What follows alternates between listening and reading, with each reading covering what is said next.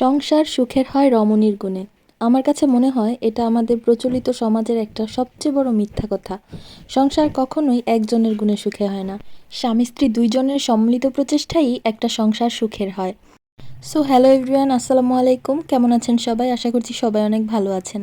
আজকে সকাল থেকেই প্রচণ্ড বৃষ্টি মনে হয় যেন থামছেই না, কমছেই না, ঝিরিঝিরি বৃষ্টি হয়েই চলেছে। তো এটা আমাদের পিছনের উঠানটা বৃষ্টিতে ভিজে একদম কাদা কাদা হয়ে গেছে, পিছনে যাওয়াই যাচ্ছে না। যখন রোদ থাকে তখন গরমের জন্য টেকা যায় না, আর যখন বৃষ্টি থাকে তখন বৃষ্টি মনে হয় যেন কমতেই চায় না। তবে বৃষ্টিতে গাছের পাতাগুলো কত সুন্দর লাগে দেখেন, একদম পরিষ্কার হয়ে যায়, সবুজ হয়ে যায়, কত সুন্দর লাগে। আর আমাদের বাসার এই সামনের যে টিনের চালের ঘরটা, এখানে যখন বৃষ্টি পড়ে না, খুবই সুন্দর লাগে দেখতে, তাই না?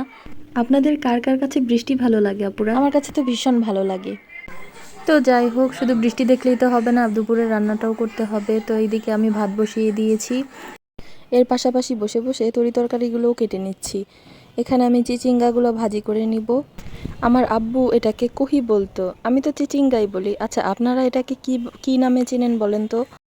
আজকে ভাবছি ডিম দিয়ে চিচিঙ্গা ভাজি করব, আর চাল কুমড়া দিয়ে বড় মাছ রান্না করব, মানে রুই মাছ রান্না করব। এদিকে আমি এই জন্য চাল কুমড়াও কেটে নিলাম। এভাবে করে চাকচাক করে কেটে নিলে দেখতেও সুন্দর লাগে, তাই না? তো এদিকে কুটা বাছা করতে করতে আমার ভাতটাও প্রায় ফুটে গেছে। ভাতটা ঠিকা দিয়ে আমি ঝোলের তরকারির জন্য বড় মাছগুলো ভেজে নিব। এদিকে মাছগুলোকে ভাজার জন্য আমি লবণ হলুদ মরিচ দিয়ে মেখে নিচ্ছি। তো ভিডিও শুরুতেই যেটা বলেছিলাম, সংসার নাকি সুখের হয় রমণীর গুণে। আসলে এই কথাটা কিছুদিন আগে আমার খালা শাশুড়িও আমাকে বলেছিল। যাই হোক, আমি সেদিন আর তাকে কিছু বলিনি। কিন্তু আপনারাই চিন্তা করেন, একটা মেয়ের হাজব্যান্ড যদি নেশাখোর বা অকর্মা হয়, কোনো কাজ বাজ কিচ্ছু করে না, সংসারে অশান্তি করে, তখন মেয়েটা হাজার গুণের হলেও কোনো লাভ হয় না। সারা বছর সংসারে অশান্তি লেগেই থাকে। কিন্তু যেসব সংসারে হাজব্যান্ড ওয়াইফ দুজনেই সংসারের পেছনে এফোর্ট দেয়, একে অপরকে বুঝে, ওইসব সংসারে সুখে শান্তির ভরপুর থাকে। তাই তো বলে সংসার সুখের হয় রমণীর গুণে, গুণবান পতি যদি থাকে তার শনে। আর আমাদের সমাজে সবাই প্রথম লাইনটাই জানে, কিন্তু দ্বিতীয় লাইনটা জানে না।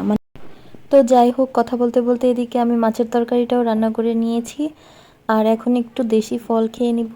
এখানে শসা কেটে নিয়েছি আর আমড়া নিয়েছি। দুপুর দিকে কিন্তু এই ধরনের টক জাতীয় ফল খেতে ভালোই লাগে, তাই না? আমার বাচ্চারাও কিন্তু খুব পছন্দ করে, এই জন্য ওদের জন্য নিয়ে আসছি। দেখেন ওরাও কি সুন্দর খাচ্ছে। এই তো ফাইনালি এখন চিচিঙ্গা ভাজিটাও করে নিব। আমি এখানে পেঁয়াজ কাঁচামরিচ লবণ সব কিছু একসঙ্গে দিয়ে একটু নাড়াচাড়া করে নিব। এরপরে নাড়াচাড়া করে একটু ঢেকে দিব, যাতে ভাজিটা সিদ্ধ হয়ে যায়।